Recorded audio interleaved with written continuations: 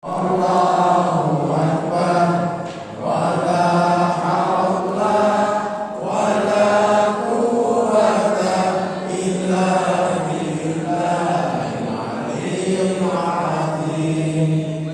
Baik, bisa ya?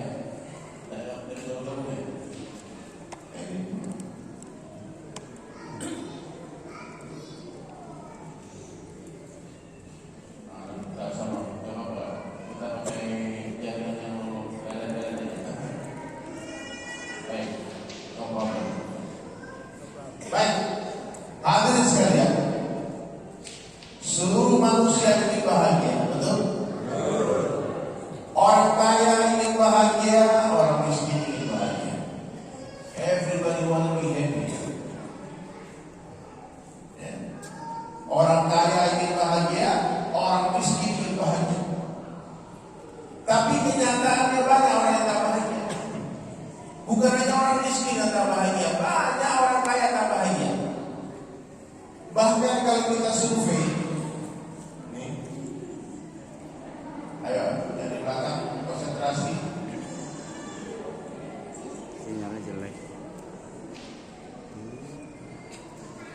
Negara-negara yang terkaya di dunia, semakin kaya itu negara, semakin tinggi akal bunuh diri.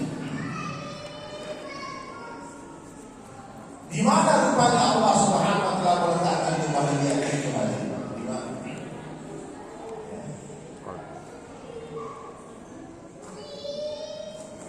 Ayo ibu jangan ada yang ngobrol ya. Ibu jangan ada yang ngobrol. Ada kesini semuanya ada yang baru ada kesini yang ngobrol.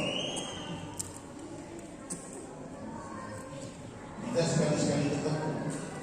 Nah, jangan sampai nanti majelis ini tak ada manfaat. Di mana Allah Ta'ala meletakkan kebahagiaan itu hadirin sekalian? Ternyata di satu tempat saja. Ya. Allah meletakkan kebahagiaan manusia hanya dalam mentaati Allah Subhanahu wa taala saja. Saya mata saya sensitif Pak. Jadi kalau main di sini tak serius, kita nyanyi di luar Pak. Ini kalau ngaji kita dengarkan baik-baik. Seringkali yang mendengar lebih paham dari yang bicara. Ya. Allah Subhanahu wa taala meletakkan kebahagiaan manusia hanya di dalam mentaati Allah saja.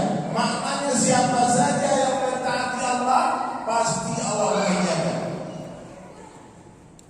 Orang kaya untuk bahagia, taati Allah. Orang miskin untuk bahagia, taati Allah. Jadi Allah berkuasa membahagiakan orang miskin tanpa memberi dia harta. Allah pun berkuasa menyusahkan orang kaya tanpa mengambil hartanya. La ilaha illallah. Di mana Allah letakkan kemuliaan itu hadirin? Hanya dalam mentaati Allah saja, di dalam ketakwaan saja. Allah berkuasa memuliakan orang biasa tanpa menjadikan dia raja. Allah pun berkuasa menghinakan raja-raja, menghinakan presiden, gubernur, wali kota, bupati tanpa mengambil kerajaannya, tanpa mengambil kekuasaannya. Dia tetap menjabat, tapi seluruh mata jijik dan mudahnya. Bisa. Apa saja yang Allah kehendaki terjadi, pasti akan terjadi. Apa saja yang Allah kehendaki tidak terjadi, tidak akan terjadi. La ilaha illallah. La ilaha illallah. Orang semangat. La ilaha illallah. Termasuk di hati.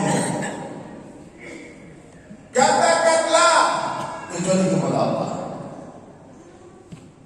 Dalam ketua diskusi Allah firmankan, sekiranya kalian mendapatkan aku, kata Allah, niscaya kalian akan mendapatkan segala-galanya. Dapat Allah, dapat segala-galanya. Hilang Allah, hilang segala-galanya. Bapak, tidak masalah kita hilang seseorang karena Allah. Jangan sampai hilang Allah karena seseorang.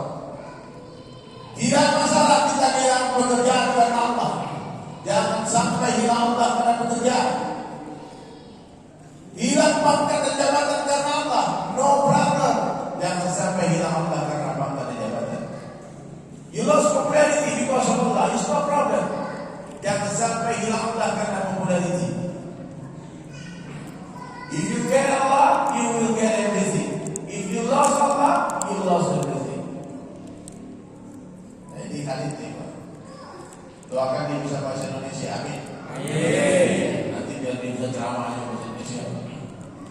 Atau kita doakan nanti semua bisa bahasa Inggris.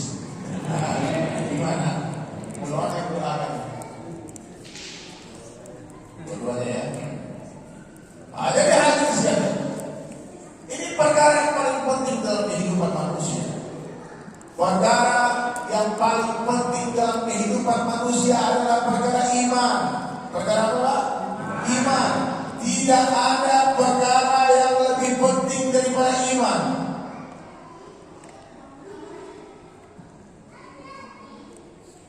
Ulangi lagi ya. Perkara yang paling penting di dalam kehidupan manusia adalah perkara iman.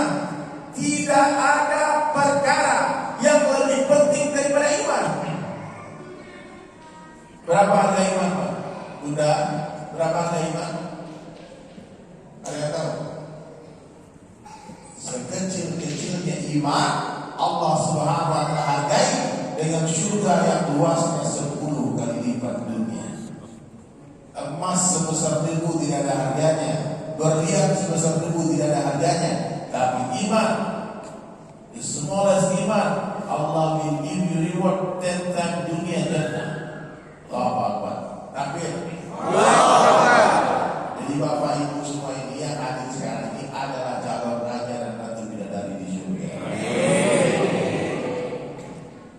Jangan sedih, dunia sementara saja, betul kan? Dunia tak lama. Nah, makanya sekalian kalau sudah tahu harga iman, maka kita harus buat usaha atas iman. Orang buat usaha atas emas, Pak, masuk lubang dia, gali-gali emas, tertipu dia kadang-kadang. Betul ya? Orang usaha atas sawah, dia tahu harga beras, maka buat usaha atas beras. Ada yang tahu harga ikan, beli kapal, pergi ke laut, Pak, nyari ikan.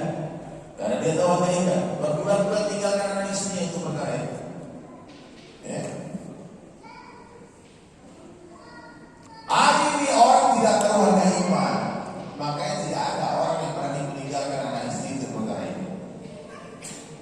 Apa itu iman? Di mana letaknya iman itu? Iman itu bukan di lidah, bukan di mata, bukan di telinga, bukan di kepala kita. Iman itu letaknya di dalam hati. Di mana? Di dalam hati. Iman yang tidak masuk ke dalam hati seperti peluru yang tidak masuk ke dalam pistol. Iman yang tidak masuk ke dalam hati seperti peluru yang tidak masuk ke dalam senapan. If iman not inside our heart, it's just like bullets not in a pistol. Nothing. Tidak ada kekuatan apa-apa, tidak ada manfaatnya apa-apa. Kita pergi berburu ke hutan, ya. Tahu-tahu di hutan ada harimau. Takbir!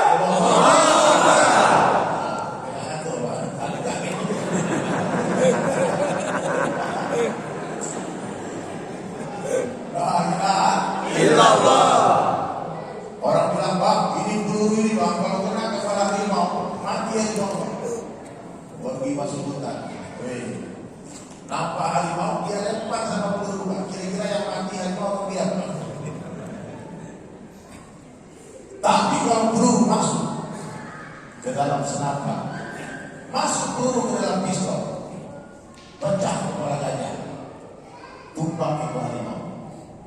Betul kan?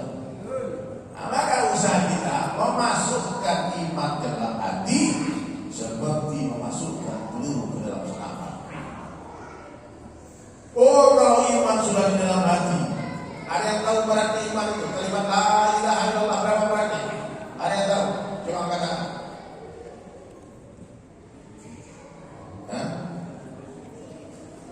Ini jari berapa beratnya kalimat la ilaha illallah? Ada hadiahnya, saya kasih ke dia. Oh, lebih berat daripada dunia yang seisinya. 7 lapis langit, 7 lapis bumi. Itu berat kalimat la ilaha illallah. Allahu Akbar. Tadi di jalan banyak orang bawa bendera. Saya pikir mau apa? Ternyata minggu depan Piala Dunia rupanya ya. Saya pikir Piala Dunia itu tidak murah, Pak. It's World Cup, everyone will flag.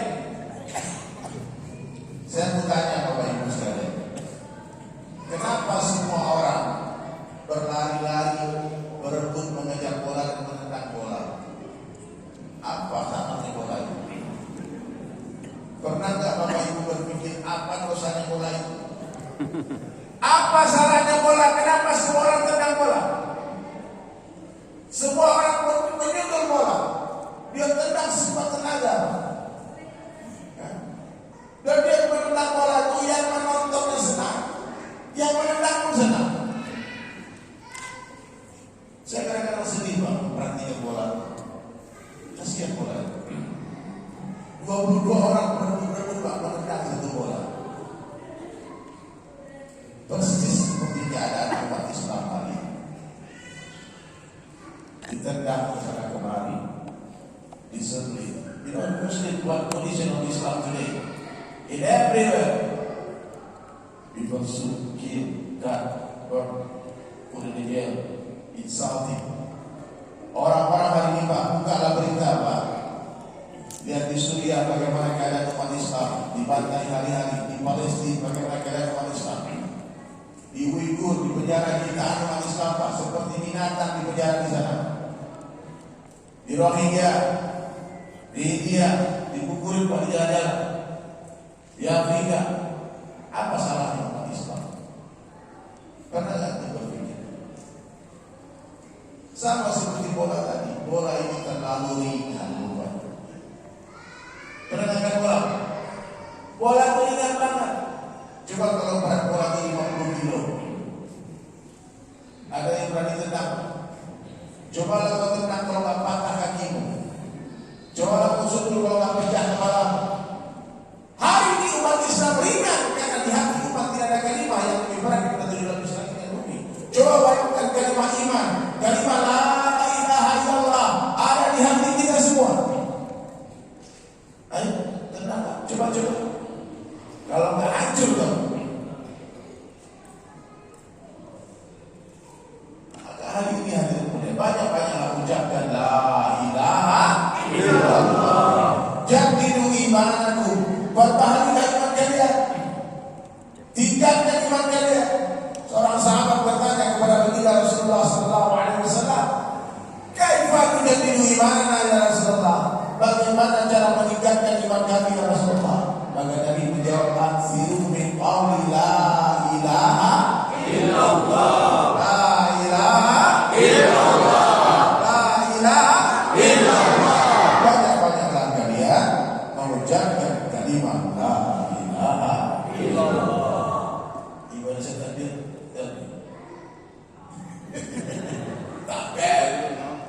Takbir. Oh, inilah setan-setan dulu.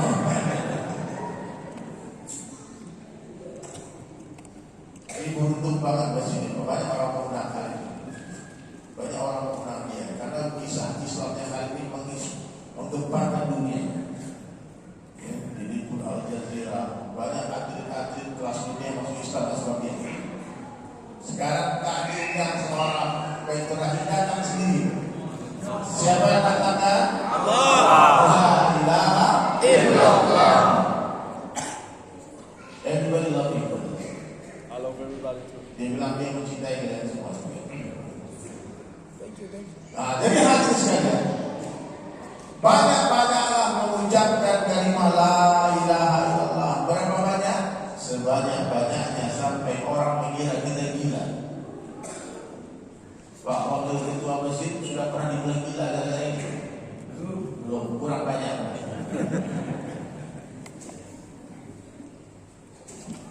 Nabi-nabi dibilang gila sebab la ilaha illallah. Para sahabat dibilang majnun gila. Para wali-wali Allah semua dibilang gila. Begitu juga para dai-dai hari ini orang bilang gila. Gila itu orang. Dia tinggalkan bisnisnya untuk pergi ke Mesir. Dia tinggalkan dunianya dia untuk pergi berdakwah. Gila itu. Gila itu. Gimana kan dibilang gila? Petani menanam pohon, dari dia gemburkan tanah, dia masukkan biji-bijian, kemudian dia pupuk, dia siram sampai tumbuh itu pohon.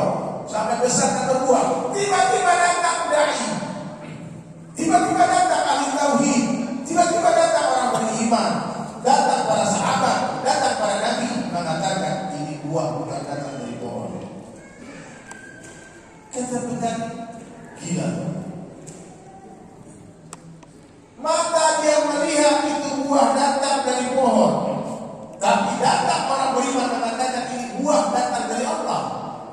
Buah bukan datang dari ranting, ranting bukan datang dari dahan, dahan bukan datang dari batang, batang bukan datang dari akar bukan datang dari tanah, tapi akar datang dari Allah, batang datang dari Allah, dahan datang dari Allah, ranting datang dari Allah, buah datang dari siapa? Allah. La ilaha illallah. Apa kata petani? Gila. Berdagang siang dan malam dapat untung, tiba-tiba datang dai mengatakan untung bukan datang dari perdagangan, rezeki bukan datang dari tokomu, rezeki datang dari Allah. Apa kata pedagang? Gila. You crazy. Rasulullah said, you said la ilaha illallah and the people think you are crazy. Understand?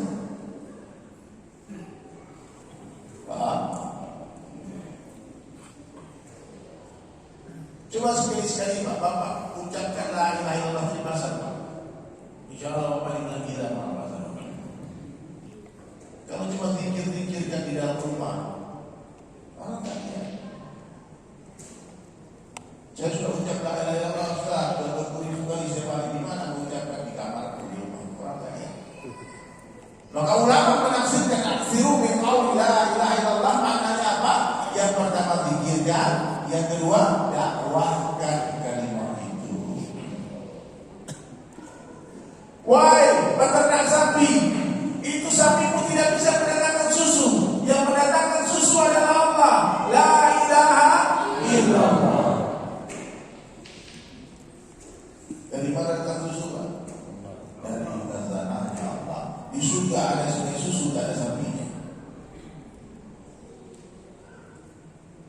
Ada sungai madu, tak ada lebahnya.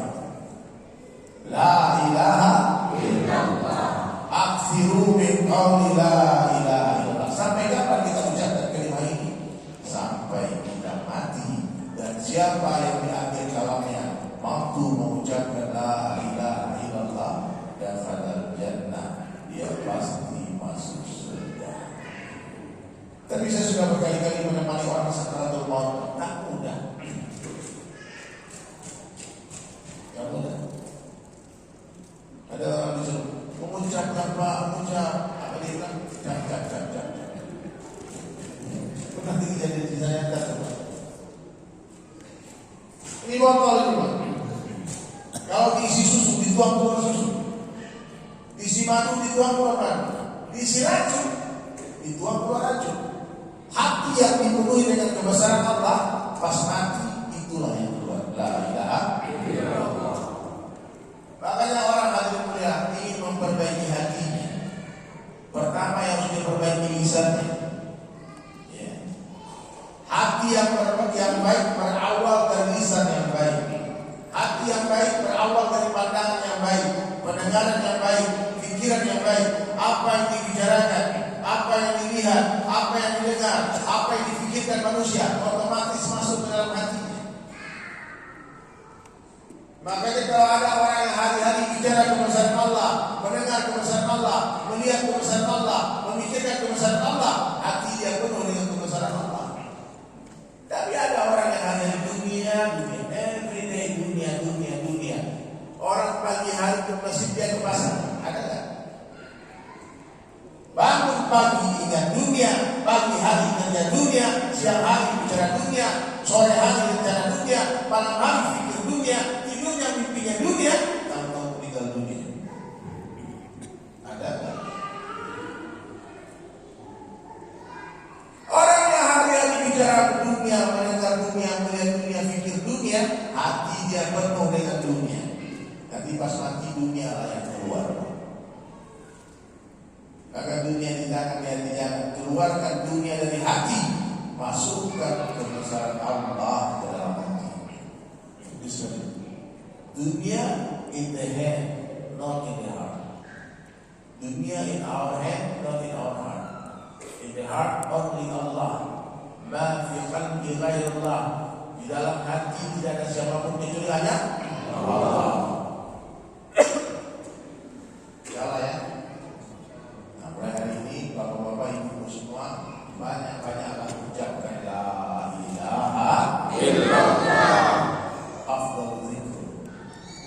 sebaik-baik zikir la ilaha illallah. Ini waktu saya kecil Pak di musala di kampung saya terdengar itu. Setiap sholat maghrib terdengar orang berzikir la ilaha illallah, la ilaha illallah. Lama-lama sayup terdengar yang ini hilang suara itu. Muncul orang-orang yang sok tahu mengatakan bid'ah, berhentilah berzikir. Ya.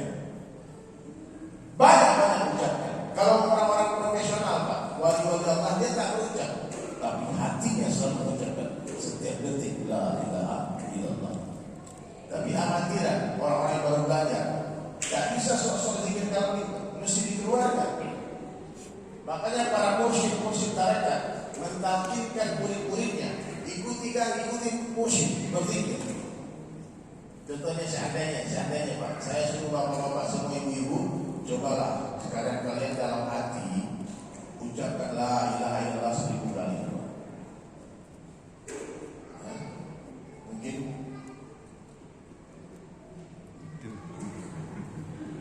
belum 100 Pak, tapi dulu. Makanya untuk para amatiran, kayak kita orang-orang baru belajar itu Pak, mesti dikeluarkan suaranya. La ilaha illallah, la ilaha illallah, la ilaha illallah. Memang seribu, la ilaha illallah, la ilaha illallah. Sampai apa? Sampai nanti ketika dia berhenti suaranya, hatinya terus berucap la ilaha illallah. Maka berarti kan orang-orang ini mikir, dia dulu jangan-jangan jangan asli. Zikir kalau bukan zikir apa? Zikir yang paling besar itu apa? Dakwah, menyampaikan kalimat di hadapan manusia. Ya, Kadir.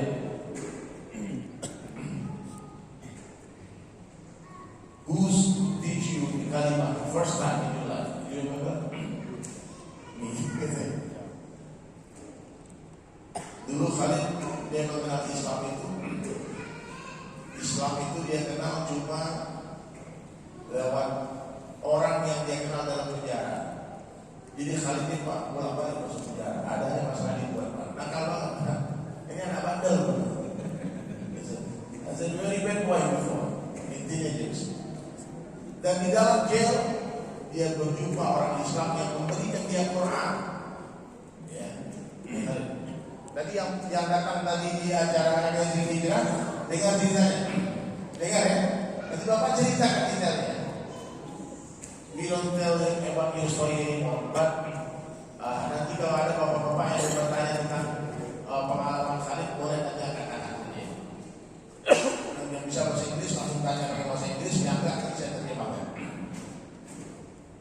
Nah ini yang pertama Pak ya. Apa pengen kita? Allah kuasa, makhluk tak kuasa. Coba semua ikuti. Allah kuasa, makhluk tak kuasa. Dunia sementara, akhirat selama-lamanya. La ilaha illallah. Coba ulang 3 kali, ibu semua. Ayo, Allah kuasa. Manusia tak kuasa. Ayo, biasakan kisah ucap ini Pak. Ini kalau dakwah, yang remeh. Allah kuasa, makhluk tak kuasa itu adalah hakikat daripada la ilaha illallah. Ayo semuanya ikuti semuanya. Allah kuasa, makhluk tak kuasa, dunia sementara, akhirat selama-lamanya. La ilaha illallah. Takbir! Allahu Akbar. Malam ini hadis spesialis takbir.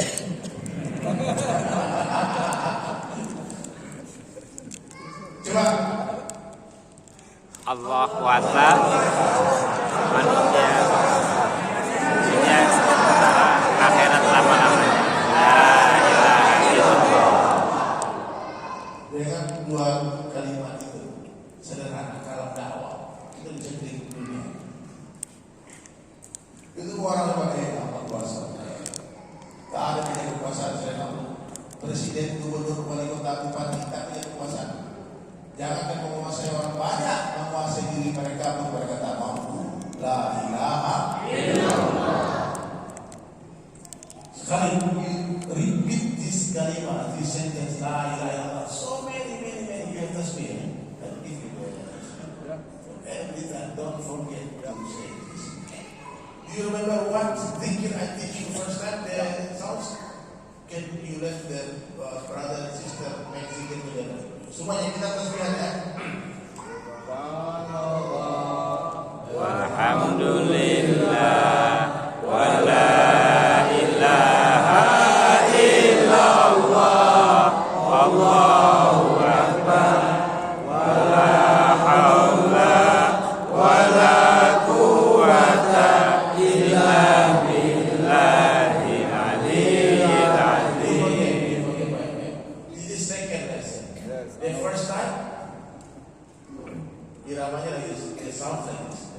Subhanallah walhamdulillah wa la ilaha illallah Allahu akbar subhanallah walhamdulillah wa la ilaha illallah Allahu akbar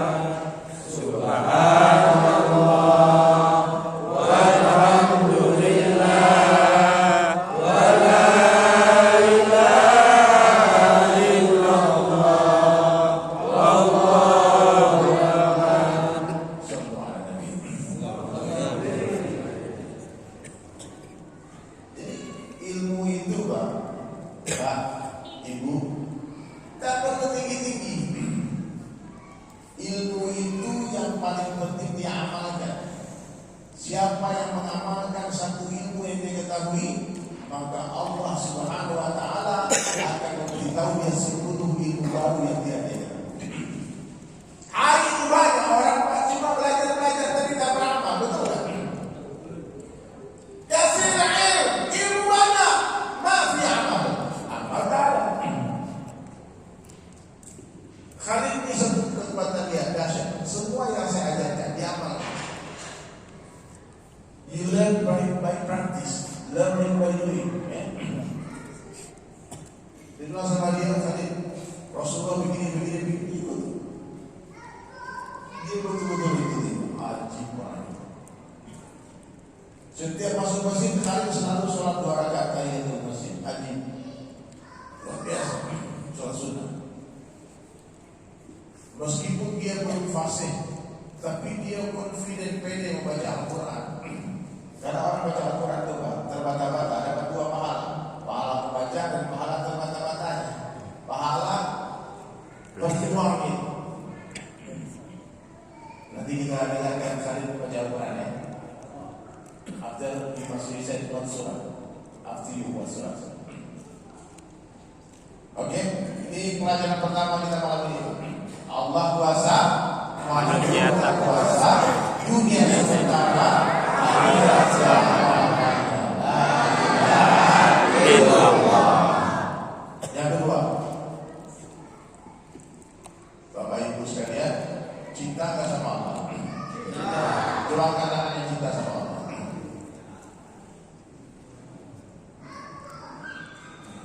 Itu yang nggak angkat tangan gimana ceritanya? Serius nggak cinta nih? Semoga yang katakan Allah terima cintanya. Tahu tak syarat mencintai Allah itu apa? Ikuti Rasulullah SAW. Qul in kuntum tuhibbunallah. Katakanlah wahai Muhammad kepada seluruh umatmu, kalau kalian benar-benar mencintai Allah, fattabi'uni, ikuti aku. Yuhibbukumullah, maka Allah akan mencintai kalian. Jadi jangan remehkan sunnahnya, jangan remehkan. Dulu kali before I love Metallica so much. Antum kalau dengar karena saya live sudah nyanyi Metallica. Everything about Metallica. Rambutnya saya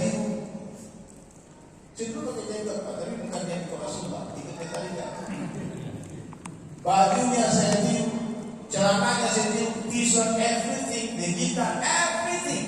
I follow him. Saya mengikuti Metallica sempurna. Semua gayanya saya tiru, lagunya saya hafal. Di kamar tidur saya poster foto mereka semua. Kenapa? Itu bukti saya mencintai dia. Gak bisa Pak Antum mengaku cinta Metallica tapi foto di kamarnya Roma Irama, gak bisa. Ya? Mesti ditunjukkan aku mencintai Metallica. Gak bisa dalam hati cinta. Cinta harus dibuktikan. Bu, ini bapak, suami ibu tiba-tiba dia ke pasar pakai daster ini.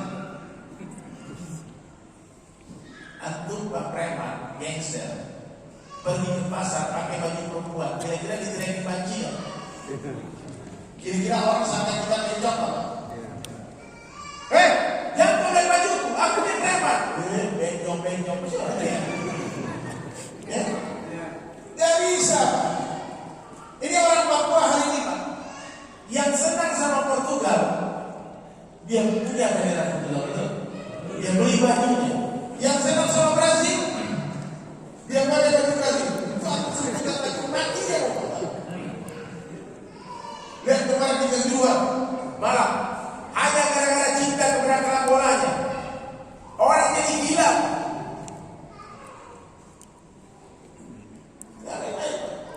Kira-kira berani nggak tahu nggak Pak? Arema, dia ada orang malam sini, orang malam sini. Tadi orang malam ya, banyak orang Jawa ini. Mau nggak itu fans Arema pakai baju Persebaya?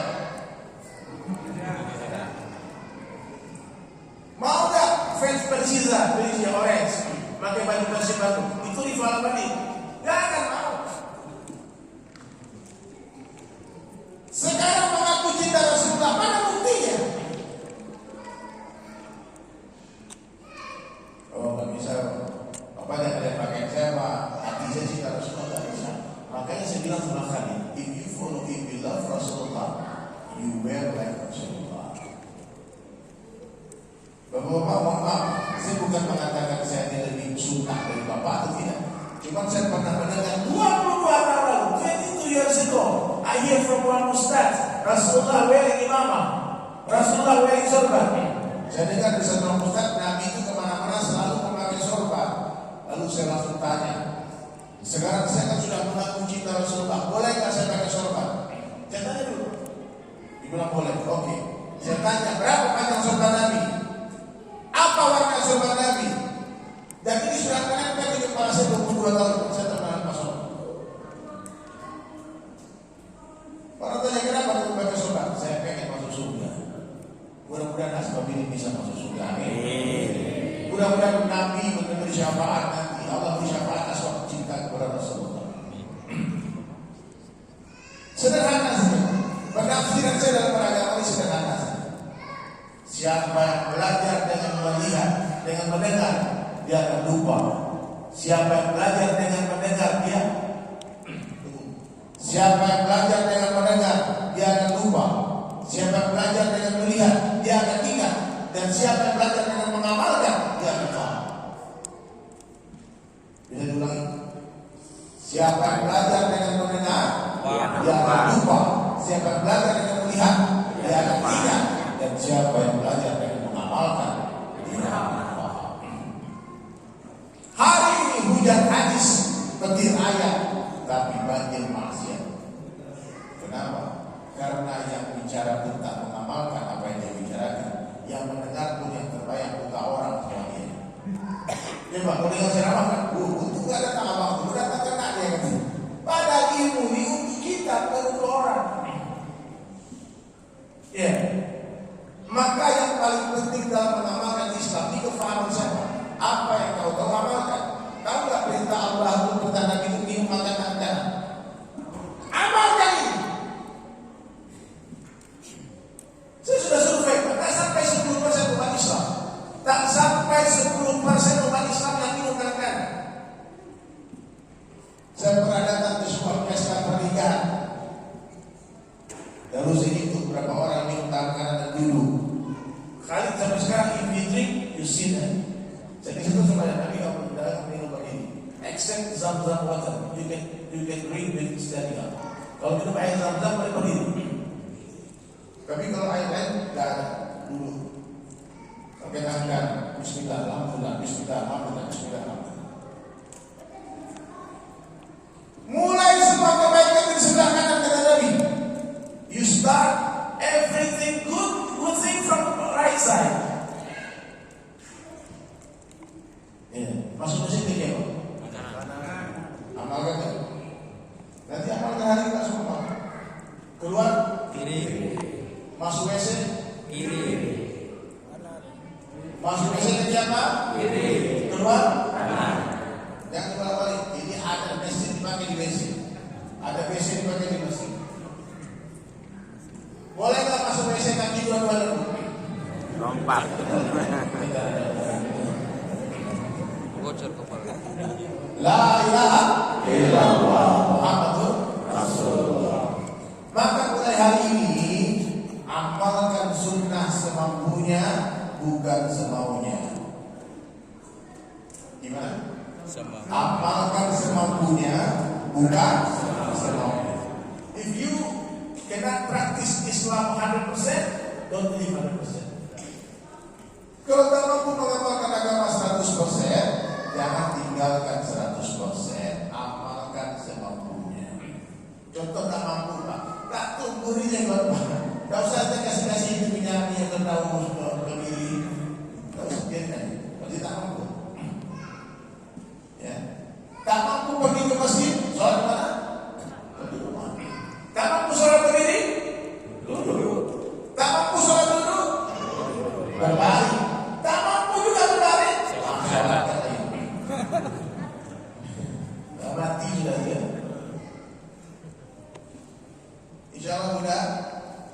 Tulis di tempat makan di rumah itu, makan minum tangan kanan. Kata Nabi SAW, tidak ada yang minum tangan kiri kecuali syaitan.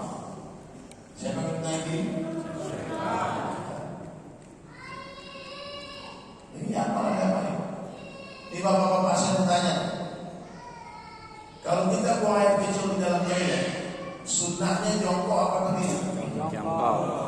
Jongkok apa berdiri? Jongkok. Tapi kenapa berdiri? You go pee, number one, the toilet, you must sit down. It is not so teaching. Kalau antum berdiri pipisnya, kemungkinan cipratan itu kena di pakaian kita. Apalagi orang lagi kebelet tempat itu kecepatan tinggi. Itu 60 km per jam. Ultranya jauh. Coba. Siap tidak Pak? Mulai hari ini kita usahakan buang air kecil jongkok. Masalah istinja saja. Pak, Bu, ini gak main-main Islam ini. Islam ini agama yang mengajarkan kebersihan. Buktinya apa? Orang yang tak bersih istinjanya dianggap susah turun. Prophet Muhammad SAW said, if you not clean you be number one, number two. After we will get punishment in the graveyard. Dapat siksa turun. Itu bukti Islam agama yang mengajarkan kebersihan. Saya lihat banyak bapak-bapak suka-suka yang kencing pinggir jalan, di belakang truknya lagi parkir. Jangan Pak, nanti kalau truknya jalan gimana? Iya, saya berapa kali lihat Pak, pinggir jalan lagi kencing, tidak cebok, goyang-goyang masuk lagi. Jorok. Gimana salat yang bisa khusyuk? Dilarang buang air kecil di rumah-rumah semua. You be not allowed pee in the whole of itself. And di rumah semua. Bagi antum itu kencing Pak, begitu disebut tsunami. Ya. Jadi kalau kita bahas sampai semua sudah selesai Pak. Masalah kencingnya Pak. Maka saya ingatkan Bapak Ibu sekalian, mulailah perbaikan diri kita. Perbaiki sunnah Nabi SAW. Akhlak Nabi itu Al-Quran. Kalau kita tiru akhlak Nabi, tak tanpa sadar kita sudah amal.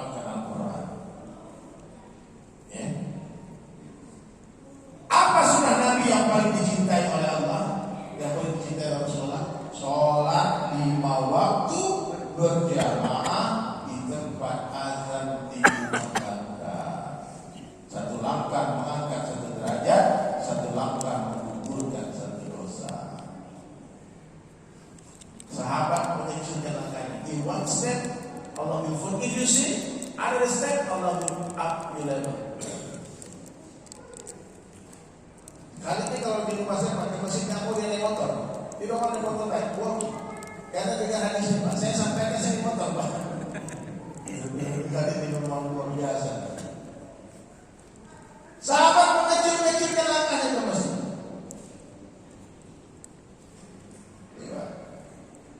Kata Abu Hurairah radhiyallahu anhu, siapa yang mendengar panggilan azan, siapa yang mendengar panggilan azan dan dia tidak memenuhi panggilan itu, lebih baik dituangkan timah yang mendidih ke telinganya. Siapa yang sholat di rumah, kata Nabi ini bapak-bapak yang suka sholat di rumah, sungguh aku ingin kumpulkan pemuda-pemuda. Rasulullah said, I want to collect all the teenagers, the youngsters. Aku kumpulkan pemuda-pemuda, kemudian aku perintah mereka mengumpulkan kayu bakar untukku. I will tell them to collect wood firewood. Aku kumpulkan kayu bakar, lalu aku akan mendatangi laki-laki yang sholat fardu di dalam rumah-rumah mereka, dan aku akan bakar rumah mereka. Masih mau sholat di rumah? Saya dengar hadis ini Pak, 22 years ago. Pak, saya dengar hadis 22 tahun lalu, dan setelah itu saya tidak pernah tinggalkan sholat 5 waktu di masjid dengan sengaja, sekalipun tak pernah. Kecuali antara musafir, kita bisa nampak pasar, kita tak berdiam maaf ya Allah. Ibu-ibu, kalau suami ibu sholat di rumah, berarti dia suami soleha. Berarti suami ibu itu perlu dikasih muka tawar rapi. Jangan ibu merayu dia, abangku bertanggung jawab apa jadi suami, jadi imam di rumah. Itu perempuan yang tak paham fadilah amal. Perempuan itu kalau tahu fadilah amal, tentu dia akan bangunkan suaminya. Wahai suamiku, kau pergilah ke masjid, bangunkan aku istana di surga. Ibu pun masa sedih, akan ini mana kami tidak bisa ke masjid. Boleh ke masjid, tapi nanti kalau penuh masjid ada laki-laki, para wanita mengalah saja di rumah. Iya, dasar demonstrasi. You know, 100% hadith our good deeds Allah will transfer to our wife. 100% royalty. Jadi 100% pahala suami otomatis mengalir ke buku catatan amal istri. Ibu nggak usah malah, aku nggak ada jenggot, gimana dapat pahala jenggot? Dapat pahala jenggot kalau suaminya berjenggot. Betul. Mohon yang tidak berjenggot, saya tidak mengatakan berjenggot itu sebuah kesalahan besar, tidak. Karena banyak ustaz-ustaz kita, ulama kita, dia tidak berjenggot juga. Dia tidak ada sama mereka. Tapi yang jelas tidak sekalian, tidak ada satu orang pun yang menantang sunnah. Kalau pun terpaksa, mungkin ada pegawai negeri, mungkin ada polisi, tentara, harus mencukur jenggotnya. Cukurlah jenggot abang dengan air mata.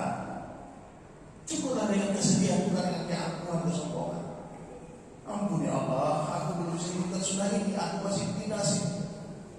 Ada temanku, anggota, dia menghidupkan mau sunnah pakai jenggot, dipanggil sama komandannya. Kau menjadi ustaz, kau menjadi tentara. Cukup jenggot terpaksa.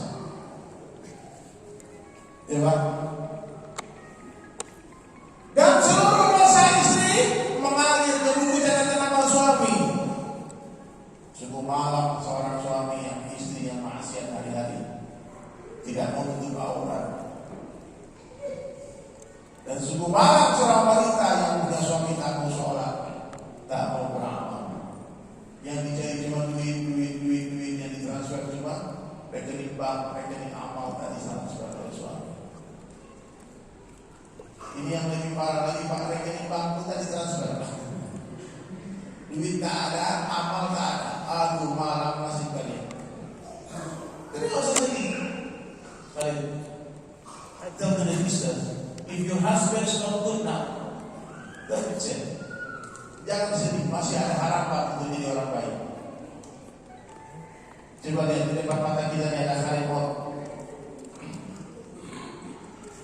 Siapa yang menyangka Khalid akan jadi diam semacam ini? Dulu kalau duduk sebentar gini emosi langsung. Bolak-balik dia masuk penjara gara-gara tersinggung aja mengumpulin orang. Especially money. Tapi sekarang dihafal, mau di masjid mendengarkan ceramah berjam-jam, sholat ke masjid, hidupkan sunnah paginya itu tidak mudah. Dia baru 2 tahun masuk Islam. Tapi saya rasa Allah berikan anda sedetik kepahaman agama yang mendalam kepada kalian. Istri yang masuk Islam di tangan dia, anaknya masuk Islam di tangan dia, kemarin tetangganya masuk Islam di tangan dia, kakak perempuannya masuk Islam di tangan dia. Oke, kita udah puluhan tahun di Indonesia, sudah berapa orang kita Islam?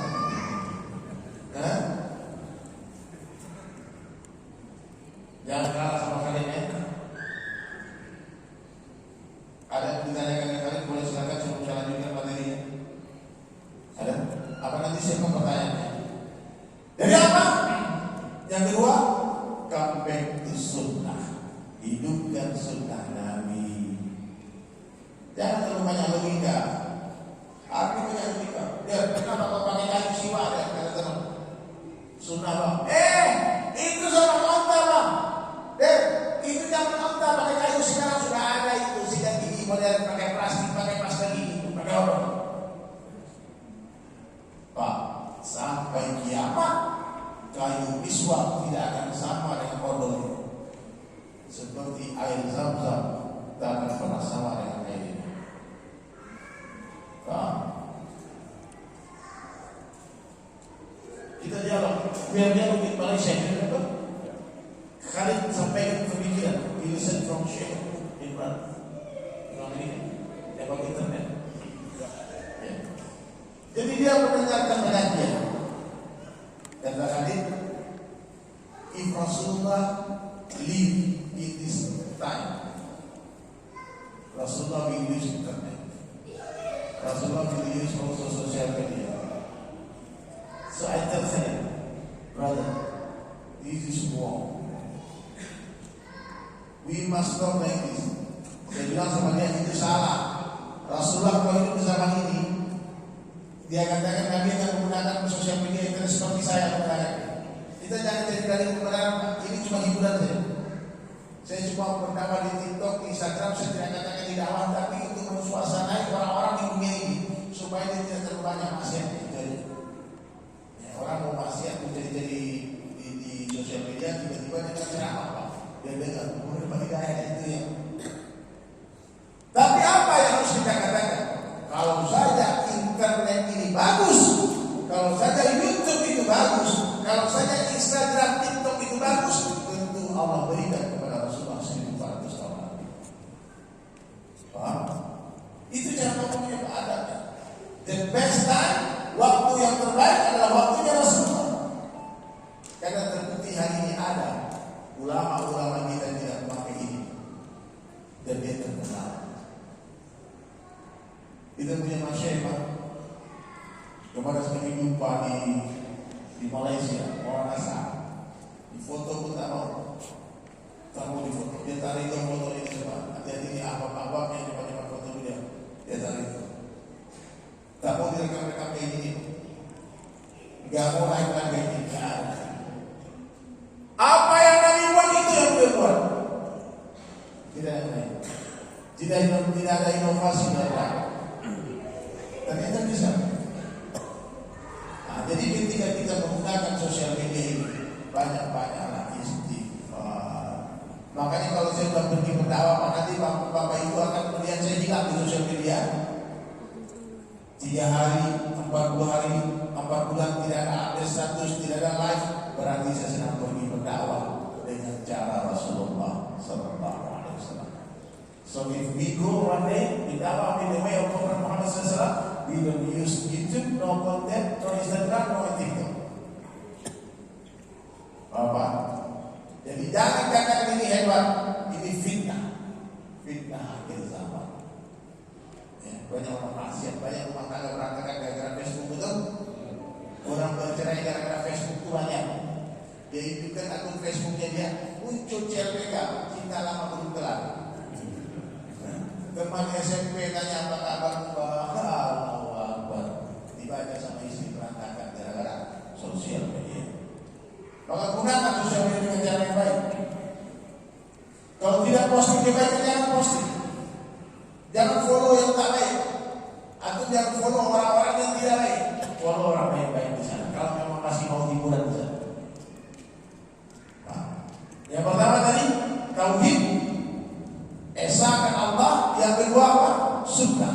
Hidupkan sunnah Nabi. Yang ketiga sholat yang khusyuk dan khudu di masjid di awal waktu berjamaah. Yang keempat apa? Cintai para ulama. Datang kepada ulama. You must love ulama. You go to every alim and asking to them about dunia dan akhirat. Paham? Ulama jangan dihina. Ulama itu dagingnya beracun. Aku tak suka sama ustaz, sama kiai. Doakan saja. Jangan suka menghina ulama. Orang yang suka menghina ulama jangan berharap anaknya jadi ulama. Muliakan ulama. Dari Sulaiman debu di sedarnya ulama. Dari Sulaiman yang hanyalah seorang seniman yang mencoba-coba berdakwah mengajak manusia untuk mencintai ulama. Maka para ustaz tidak boleh merasa saingan sama saya. Saya bilang berkali-kali, aku bukan saingan kalian, aku murid kalian. Tugas dari Sulaiman dan teman-teman artis hijrah mengajak manusia untuk pergi kepada ulama. Jangan cuma-cuma tanya masalah hukum makan, akan saya jawab. Karena itu bukan wewenang saya. Saya hanya bicara tentang sifat sahabat, hanya bicara kebesaran Allah, mengajak orang hidupkan sunnah, mengajak orang sholat berjamaah, mengajak orang menuntut ilmu, hidupkan ta'lim di masjid, ta'lim di rumah, mengajak orang berzikir dalam setiap hembusan nafasnya, mengingatkan orang jangan sombong. Pak, jangan sombong bunda. Orang sombong diharapkan mencium bau surga. Orang kaya sombong tidak Allah benci, apalagi miskin sombong. Ada orang miskin sombong? Banyak. Yang cantik-cantik aja gak boleh sombong, apalagi pas-pasan. Benar. Orang alim aja gak boleh sombong, apalagi bodoh. Maka saya punya guru orang kaya saya tidak pernah memberikan nasihat. Letakkan dirimu di bawah rumput. Di mana? Letakkan dirimu di bawah rumput. Rumput itu di bawahnya lagi. Hinakan dirimu sehina-hinanya sampai tidak ada lagi orang yang mau menghina. Rendahkan dirimu serendah-rendahnya sampai tidak lagi ada orang mau merendahkan kamu. Ibu serta ampun. Salahkan dirimu sesalah-salahnya sampai tak ada orang yang menyalahkan kita. Karena untuk menyalahkan orang lain tak perlu belajar, anak kecil juga bisa. Bapak, anggap semua orang lebih baik dari kita. Katakan setiap hari, sebaik-baik saya lebih baik orang lain. Coba ikuti. Sebaik-baik saya lebih baik orang lain. Seburuk-buruk orang lain. Coba diulangi. Sebaik-baik saya lebih baik orang lain. Seburuk-buruk orang lain lebih buruk saya. Coba ulang. Sebaik-baik saya lebih baik orang lain. Seburuk-buruk orang lain lebih buruk saya. Siapa yang ngomong barusan? Seburuk-buruk saya lebih buruk orang lain. Nah, kamu mengalah.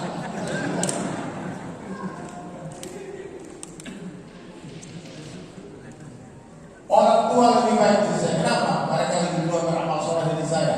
Pasti pahalanya lebih banyak daripada pahala saya. Ada yang kecil lebih baik dari saya. Saya lebih dulu bermaksiat daripada dia. Pasti dosa saya lebih banyak daripada dosa dia. Orang kaya lebih baik dari saya. Zakatnya, sedekahnya, kalau musik, kalau perusahaan di mana-mana, berangkat orang haji umroh, pasti pahala dia lebih banyak daripada pahala saya. Orang miskin lebih baik dari saya. Kenapa? Tak banyak hisab apa di akhirat. Pasti dia lebih dulu masuk surga dari saya. Karena harta yang halal akan dihisab.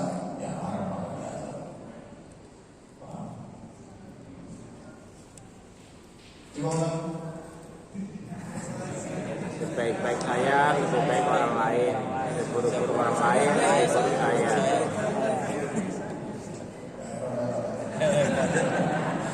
Sebaik-baik saya. Sebaik-baik saya. Lebih baik orang lain. Lebih baik orang lain. Seburuk-buruk orang lain. Seburuk-buruk orang lain. Lebih buruk saya. Lebih buruk saya. Jadi kalau ada masalah apa-apa, katakan saya yang salah. Siapa yang salah? Saya. Siapa yang salah? Saya. Kalau ada anak tidak sholat, siapa yang salah? Saya. Istri takut itu orang, salah siapa? Saya. Iya. Kalau istrinya disalahkan, maka mungkin dia salah. Karena peraturan dunia itu begitu, Pak. Kalau kita salah, istri salah, yang benar siapa? Istri. Kalau dia salah, kita benar, yang salah yang benar siapa? Istri. Perempuan yang dilawan, saya ingatkan bapak-bapak ya. Ini rahasia kan. Antum jangan ribut sama perempuan yang menang. Betul ya? Mereka siap kanan belok kiri pun tidak bisa. Jadi kalau ada masalah di rumah nih, saya kasih tahu ya. Ini kan dari ibu dia, ibu merepet. Antum diam, dengarkan saja. Selesai dia berhijau, antum katakan betul deh.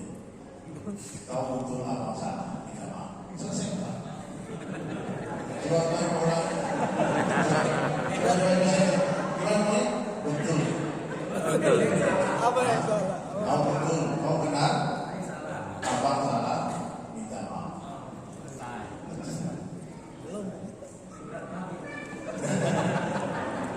Tahu kenapa Idul Adha? Pak, kenapa ketika Idul Adha yang dikorbankan kambing jantan bukan kambing betina? Saya sama Ustaz. Kenapa Pak? Karena kambing betina jangankan dikorbankan, disalahkan kita mau.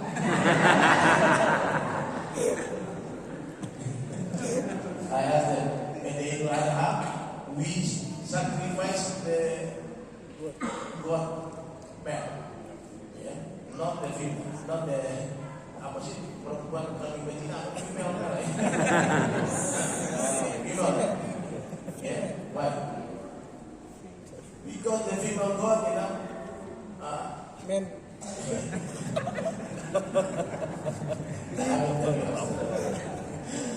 La ilaha Illallah. tinggalkan perdebatan dengan orang bodoh. Pak, berdebat dengan orang bodoh itu Pak, bukan iman kita yang naik, darah kita yang naik. Gimana hukumnya ini Pak? Gimana? Oh, kita jelaskan. Oh nggak begitu Pak. Ah betul kau itu. Iya betul. Tinggalkan perdebatan. Jangan buang-buang waktu. Siapa ya? Apalagi hanya masalah khilafiyah. Ibu-ibu tahu khilafiyah? Perbedaan pendapat di kalangan ulama. Itu yang betul, yang berbeda itu sebetulnya apa? Sudut pandang mereka. Contoh, ada ulama yang mengatakan musik haram. Ada nggak? Ada. Kemudian ada ulama yang mengatakan musik boleh haram. Ada nggak? Ada. Kenapa bisa berbeda? Yang memandang, yang mengatakan musik haram, dia memandang mudarat daripada musik. Yang mengatakan musik ini boleh, dia memandang manfaat. Dari sini kita melihat, saya melihat angka 6. Dari sana kalian melihat angka berapa? 9. Saya melihat betul. Dua-duanya benar. Jadi yang mengharamkan musik itu benar, yang membolehkan pun benar. Yang salah, yang otot, yang benar sendiri. Jadi ada orang kadang-kadang di TikTok musik haram, musik dia main TikTok, tapi musik semuanya kan aneh. Karena orang yang sudah tidak dengar musik dia nggak mungkin punya sosial media, dan dia nggak mungkin hidup di alam-alam seperti kita. Dia akan pergi ke hutan, tinggal sendirian di hutan, yang dia dengar cuma kicau burung saja. Bila musik haram, dengarkan itu dia joget kepala, tak boleh. Ya, musik komitmen. Jadi hadis sekalian, dan yang paling penting tasihunnya, luruskan niat sebelum beramal, sedang beramal, setelah beramal banyak-banyak istighfar. Dan yang terakhir, jelas, silakan bertanya kepada kalian. Saya pengen kalian ini memberikan nanti sesuatu buat kalian. dia baru masuk Islam. Dia mau saya yang memaksa dia sebagai pemimpin di Indonesia. Dia nggak mau, dia takut. Saya bilang kamu harus belajar Al-Quran di Indonesia. Ya, kamu harus memulai hidup baru, hijrah dulu, belajar basic Islam. You must know about Islam. After you come back to Austria, you become a big guy. Kamu balik ke negara kamu, Islam kan negara itu. Islam kan Eropa itu. Dan saya yakin suatu hari nanti dia akan jadi orang hebat, orang besar. Orang yang hebat di zaman jahiliyahnya, dia tetap akan menjadi hebat dalam Islam. Sayyidina Umar bin Khattab, bahwa Khalid bin Walid sebelum Islam tak pernah kalah, setelah Islam tak pernah kalah. Allahu Akbar, takbir. Takbir!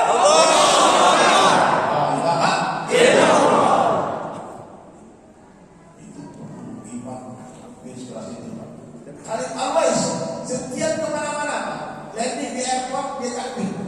Kemarin disentangi ke pas kan, takbir. Di mobil saya kasih tahu, Khalid, ya Muslim minority. Why you not takbir? Dia yang tahu dipikir di tempat Islam semua.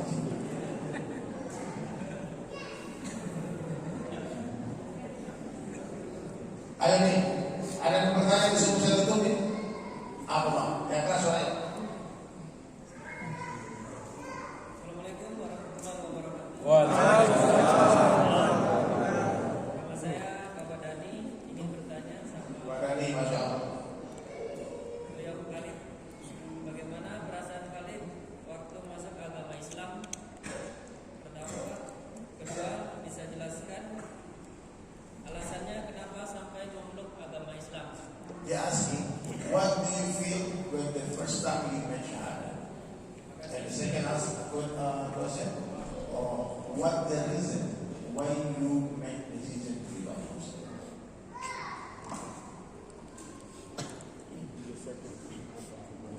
Go ahead.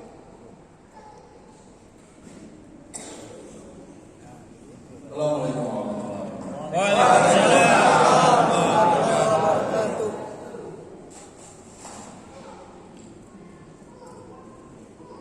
I begin to pray 7 days.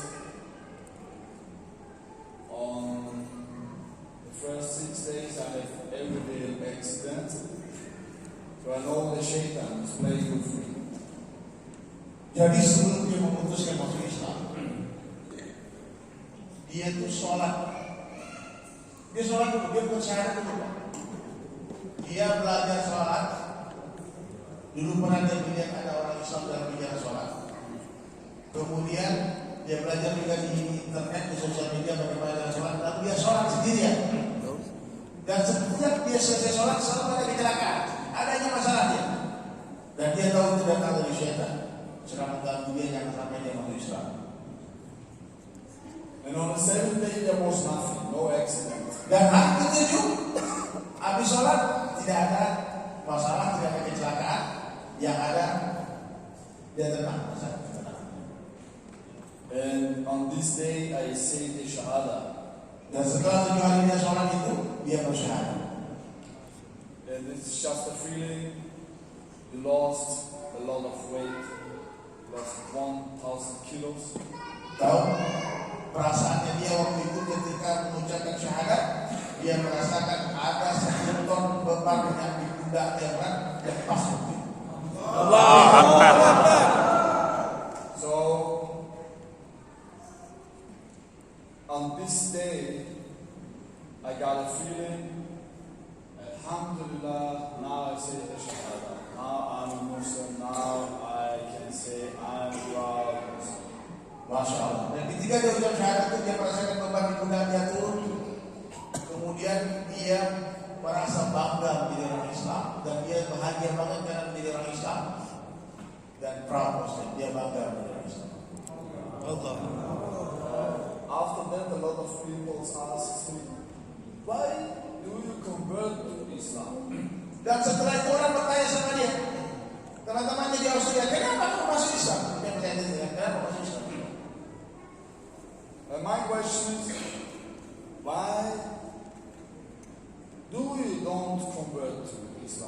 Dia tanya balik orang itu, kenapa kau tak masuk Islam? Simple. Yeah, the answer. Why you become a Muslim? Yeah. Jadi Pak, Khalid ini panjang perjalanan hidupnya. Boleh nanti ya, yang tadi acara kita dimasukin itu ya, acara tadi yang ada. Akan tetapi perjalanan dia dari dia kecil, kemudian ibunya meninggal, alkoholik, narkoba di depan mata dia umur 2 tahun.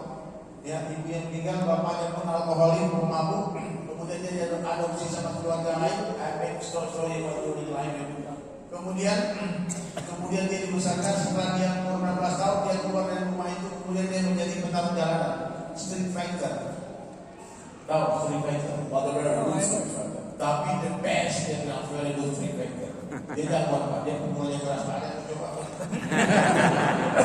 If you want to try the punch of Sparring. Asal ada yang disuplai menyangka dibanting aja boleh. Sini malah tuh rasakan bagaimana antara masalahnya. Ya, 100 kali dia bertanding sekali dia kalah. Lalu dia masuk profesional MMA, dia bertarung dan dia jadi juara Eropa. Juara MMA Eropa. Tapi dia nakal waktu itu, dia sudah mau masuk UFC. Tapi bukan jadi masuk UFC, tapi masuk penjara. Dia ikut dia jail, visionis. Berantakan cita-cita dia semua. Itulah ceritanya Khalid Pak. Di dalam penjara ketemu teroris, tahanan teroris. Dan Khalid dicuci otaknya, di brainwash, suruh pergi jihad di Suriah. Kata Khalid, oke, aku bebas untuk Suriah. Tapi dia belum masuk Islam. Oh, ngeri Pak. Akhirnya setelah dia belajar dengan orang-orang itu di dalam penjara, dia putuskan untuk membenci Islam. Islam tidak baik kepadanya. Dia membenci Islam dan setelah dia bebas dari penjara, dia bikin sekolah MNT, sekolah bela diri, dan murid-murid dia banyak anak-anak Islam dari Chechnya. Anak-anak Muslim datang di antara ibunya, setiap datang cium tangan ibunya. Ibunya cium tangan anaknya, peluk anaknya. Melihat kasih sayang itu, dia tersentuh. Dia bilang, ya Allah, dalam hatinya dia, inilah Islam yang sesungguhnya. Beda sama yang dalam penjara. Dan dia mulai tertarik dengan Islam, dan setelah dia bikin sekolah itu, lockdown pun terjadi. Dan ketika lockdown, akhirnya dia belajar sendiri, dan dia sholat di rumahnya dia dengan istrinya, sholat berjamaah, belum Islam. Dia belum Islam dan sholat, Pak. Itu udah Islam dan sholat ini maksudnya. Akhirnya dia masuk Islam, bersyahadat, dibimbing oleh Syekh itu. Siapa bimbing? YouTube yang bimbing. Gak ada orang yang bersyahadatnya dia. Siapa? Internet. Nah, jadi jangan remehkan dia. Cahaya yang gelap di tengah kegelapan, cahaya yang redup di tengah kegelapan sangatlah berarti. Itu sorry buat kalian ya. Mungkin nanti kita ngobrol kita masih sampai besok sampai lusa. Di sana kita balik. Teman-teman yang mau mengikuti bergaul dengan Khalid masih ada 2 hari lagi kita di sini. Ya silakan kalau ada yang memberikan hadiah berikan nanti hadiah untuk dia supaya dia punya kesan yang tidak kita perbuaya. Dan sudah, kalau mualaf itu kan termasuk asnaf yang 8. Kalau bapak mau bayar zakat sebetulnya kepada mualaf itu tidak ada masalah. Ya, boleh. Hari ini banyak orang masuk Islam, kemudian mengatakan lagi. Kenapa? Kita aja orang berteduh rumah kita, hujan lebat keluar, masuk. Masuklah kawan ini kan. Pas dia masuk ternyata atap rumah kita bocor. Dia keluar lagi. Sama aja kata di luar basah, di dalam basah. Maka kita perlu benahi rumah kita, perbaiki diri kita, perbaiki komunitas kita, perbaiki masjid kita, perbaiki akhlak kita, sehingga orang melihat kita ingin masuk Islam. Jangan sampai orang melihat kita ini murtad. Dan yang terakhir sekalian, tidak ada yang pasti di dunia selain kematian. Tidak ada yang pasti selain kematian. Kematian adalah sebuah kepastian. Betul? Ini kalau saya perhatikan wajah jamaah ini nampaknya tak lama lagi. Betul, saya kadang-kadang nakutin, apalagi ibu-ibu itu. Tidak sampai 100 tahun lagi. Ya.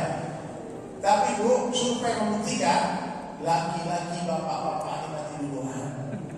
Ya. Memang ada beberapa yang banyak umur, tapi kebanyakan umur laki-laki tak sepanjang umur wanita. Apa buktinya? Banyak jaga di mana-mana. Betul? Ya. Jadi jangan sampai hadirin mulia kematian kita nanti meninggalkan cerita buruk. Kenapa kita harus menulis yang baik-baik? Kenapa harus kita berucap yang baik-baik? Kenapa kita harus buat karya yang baik-baik? Karena tak lama lagi kita mati dan kita ingin kebaikan ingin tertinggal. When we die, we hope everybody will remember us. This is good man. What is this? People pray for us. Dan orang mendoakan kita. Jangan sampai kita mati orang sudah syukur mati kan Allah. Dulu waktu kita lahir, kita menangis orang tersenyum. Mudah-mudahan ketika kita mati nanti kita yang tersenyum orang. Ya. Siapa mati tidak nanti kita lahir kembali menurut ibu dari anak, tapi urusan kematian kadang-kadang menurut cucu daripada kakek. Malaikat mau 70 kali setiap hari menatap wajah kita. Dia tak peduli, tidak ada perasaan itu waktu. Malaikat mau kita ada perasaan, mau orang berbayi mau melahirkan ibunya mati, diangkat aja. Aku mau menantu dulu, tidak ada cerita. Aku mau bayar utang, tidak ada cerita. Ketika perintah tangkap datang, suka atau tidak suka, siap atau tidak siap, rela atau terpaksa, kita harus tinggalkan dunia. Hari ini dunia nyata akhirat cerita. Setelah mati akhirat nyata dunia tinggal cerita. Ya Pak. Sekarang kita di atas tanah, tak lama lagi tanah di atas kita. Bu, Pak, sebelum sudah pengajian tadi mandi. Betul, mandi sendirian kali mandiin. Alhamdulillah, tak lama lagi kita tak mampu mandi sendiri. Kita akan dimandi pada orang terdekat kita. Hari ini boleh beli warna-warni, bunga-bunga, hijau, merah, kuning, kelabu, batik, macam-macam bajunya. Tak lama lagi tak boleh beli warna. Kain putih, tak bergantung kain kamar. Semewah apapun kendaraan kita, kendaraan terakhir kita adalah kendaraan kuda-kuda sahabat kita. Dan hari ini kita masih boleh sholat berjamaah di belakang imam. Tak lama lagi di mana? Di depan imam. Maka waspadalah, buatlah persiapan. Banyak orang bercita-cita besok pagi aku mau taubat. Tahu-tahu malam itu dia tidur, dia tak bangun lagi. Ajal tak menunggu kita bertaubat. Dunia bukan tempat tinggal, tapi dunia tempat meninggal. Dunia bukan tempat yang akan kita tinggalkan. Dunia bukan tempat berhayal, dunia tempat beramal. Satu hari akhirat sama dengan 1000 tahun dunia. Satu hari akhirat sama dengan 50.000 tahun dunia. Mau tahu berbanding dunia dengan akhirat? Celupkan ujung jari telunjukmu ke samudra yang luas, kata Nabi, dan biarlah air yang ada di ujung jari kalian hadir. Dunia itulah dunia. Hari ini orang berebut tetesan air mengabaikan samudra yang luas. Kalau saja harga dunia dalam tangan Allah sama dengan sebuah serat nyamuk, niscaya orang-orang kafir akan diberi minum oleh itu air. La aisha illa aishul akhirah. Tidak ada kehidupan kecuali kehidupan akhirat. Orang kaya mati, orang miskin mati, raja-raja mati, rakyat biasa mati. Coba ya, saya dengar suara yang paling keras dia mati, insya Allah paling banyak umurnya. Ya. Orang kaya mati, orang miskin mati, raja-raja mati, rakyat biasa mati.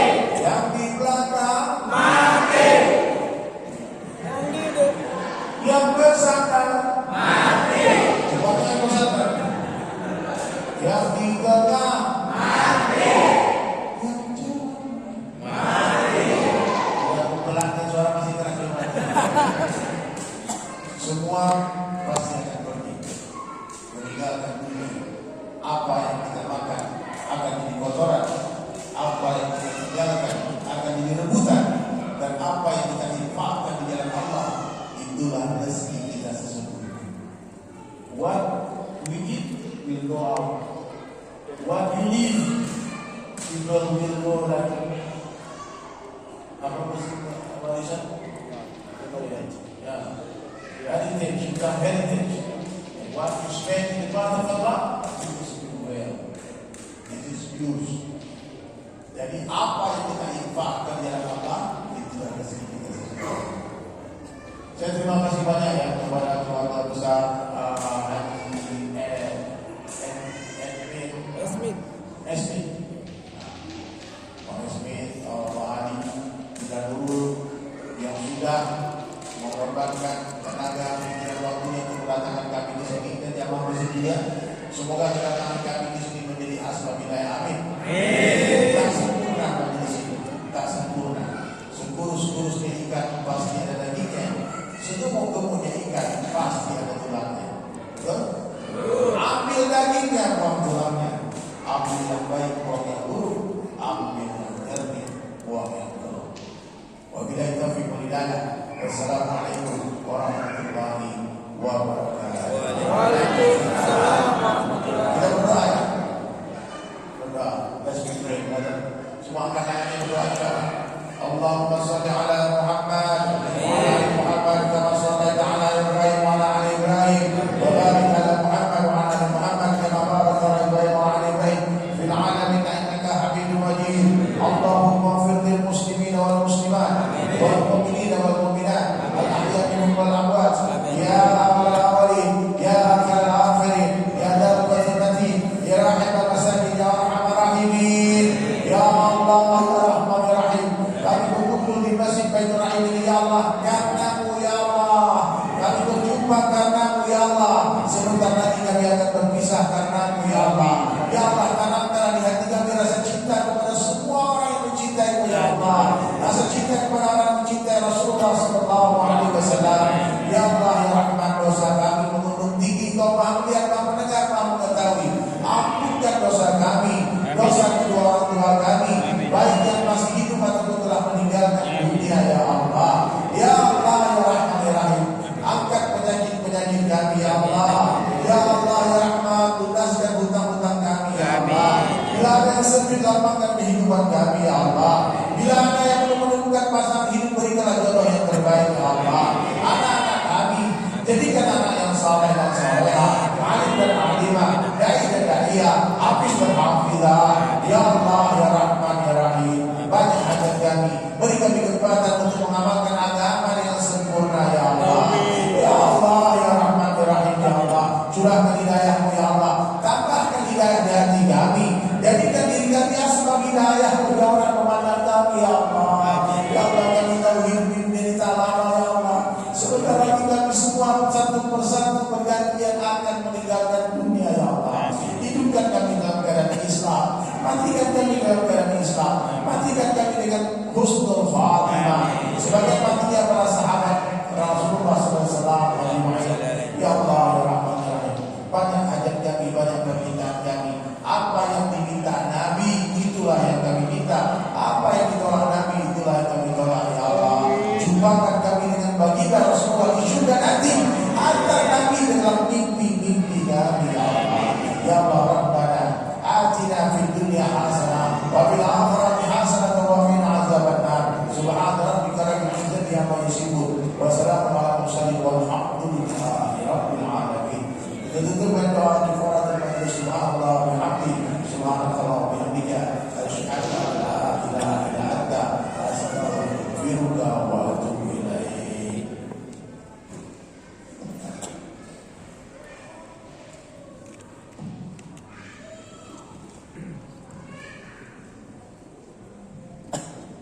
Bapak Ibu yang dirahmati Allah Subhanahu wa taala, dan tadi mohon doa hasanah yang disampaikan oleh Bapak Ustaz Heri Sulaiman. Kami ucapkan jazakumullah khairan katsiran